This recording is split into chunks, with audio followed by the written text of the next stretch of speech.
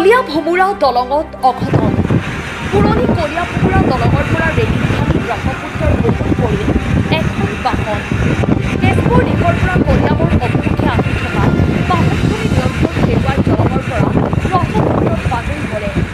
বাগৰি পৰা বাহনখন এখন ট্ৰেইলাৰৰ বাহন বুলি সন্দেহ কৰিছে ৰাইজে। বাহনখনত দুজন ব্যক্তি থকা বুলি সন্দেহ কৰিছে ৰাইজে। ঘটনাস্থলীত ইতিমধ্যে শোণিতপুৰ জিলা প্ৰশাসনৰ লোক উপস্থিত হৈ তদন্ত অব্যাহত ৰখাৰ লগতে চালক আৰু হেণ্ডিমেনসহ বাহনখন উদ্ধাৰৰ যাৱতীয় ব্যৱস্থা গ্ৰহণ কৰিছে। অৱশ্যে কেনেদৰে এই দুৰ্ঘটনা সংঘটিত হ'ল বা বাহনখনত কি আছিল আৰু কেইজন মানুহ আছিল সেয়া অৱশ্যে পৰৱৰ্তী সময়তহে পোহৰলৈ আহিব।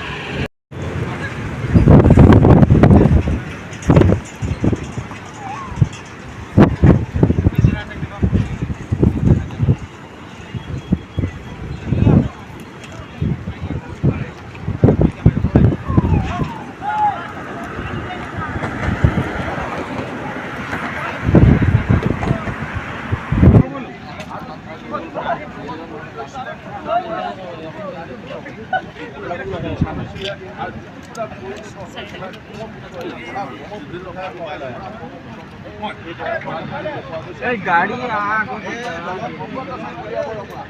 মানুহ ফোন গাড়ী থৈ দিওঁ তাৰপৰা খোজকাঢ়ি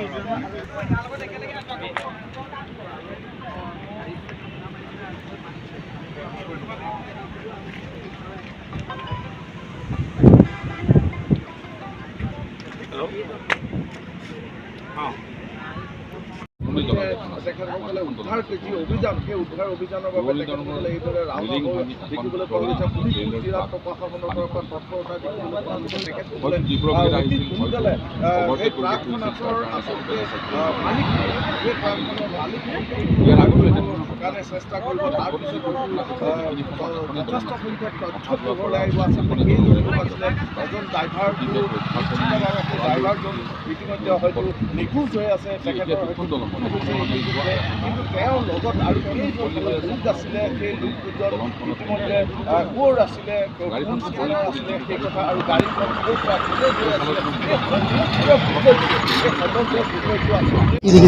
গাড়ীখন মানে আমি ধাৰণা কৰাৰ মতে কলিয়াবৰৰ ফালে তেজপুৰৰ পৰা গাড়ীখন কলিয়াবৰ অভিমুখে আহি থকা অৱস্থাত ব্ৰিজৰ প্ৰায় 4 নম্বৰ 5 নম্বৰ মানৰ খুঁটাৰ ওপৰত গাড়ীখন এক্সিডেণ্ট হৈ পেলাই ট্ৰেইলাৰ গাড়ী এখন তলত পৰিছে। এতিয়া গাড়ীখনে অভাৰটেক কৰোঁতে পৰিছে নে কিবা যান্ত্ৰিক বিঘিনি ঘটি পেলাই গাড়ীখন তলত পৰিছে আমি একজেক্টলি ক'ব পৰা নাই। আৰু এনেই কিছুমান মাছমৰীয়াৰ মুখৰ পৰা শুনিব পাইছোঁ গাড়ীখনত 2জন মানুহ আছে বুলি সিহঁতে ধাৰণা কৰিছিল, কিন্তু সঠিক ৰূপত এতিয়াও ক'ব পৰা নাই। আৰু গাড়ীখনৰ ভিতৰত মানুহ আছে কি নাই বা পানীত পৰি গ'ল সেইখিনিও আমি ক'ব পৰা নাই। এতিয়া SDRF টীম আহিছে, উদ্ধাৰত নামিছে। পৰৱৰ্তী সময়তে আমি ক'ব পাৰিম কেনেধৰণৰ কি হৈছে। গাড়ীখন দেখিব পাইছে দুটা ভাগত বিভক্ত হৈ গৈছে। গাড়ীখন ট্ৰেইলাৰ গাড়ী হয়, 2টা ভাগত 2 টুকুৰা হৈ তলত পৰিছে গাড়ীখন। পুৰৰ কলিয়া ভমুৰা দলং অৰ্থাৎ ব্ৰহ্মপুত্ৰ দলঙৰ পুৰণি যিখন দলং, সেই দলঙৰ পৰা প্ৰায় আধা ঘণ্টামান আগতে এখন ট্ৰেইলাৰ ট্ৰাক ৰেলিং ভাঙি তলত পৰি যায়। ৰেলিং ভাঙি তলত পৰি যায় মানে ট্ৰাকখনে খুব বেছি তীব্ৰ বেগত আহিছিল বা কোনোবা এখন গাড়ী ক্ৰছ কৰিবৰ কাৰণে তেওঁ অভাৰটেক কৰিবৰ কাৰণে খুজিছিল কাৰণে হ'ব পাৰে এই ট্ৰাকখন তললৈ পৰি যায়। আৰু তললৈ পৰি যোৱাৰ লগে লগে ইতিমধ্যে তাত ড্ৰাইভাৰজন সন্ধানহীন হৈ আছে। আৰু ড্ৰাইভাৰৰ লগত কোন মানুহ আছিল, কেইজন মানুহ আছিল আমি এতিয়াও সন্ধান কৰিব পৰা নাই।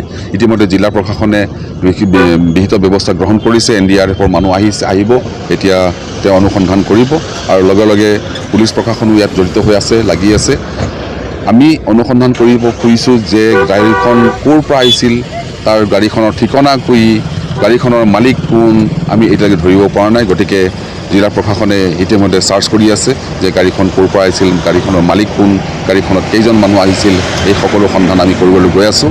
মুঠতে এতিয়ালৈকে গাড়ীখন পানীৰ তলত আছে, কাৰণ গাড়ীখনৰ সন্মুখৰ মূৰটো এটা ফালে পৰি আছে পানীত, অলপ ওলাই আছে, আৰু আনটো গোটেই ট্ৰেইলাৰ যিখন আছে বডিটো এটা ফালে পৰি আছে দূৰত।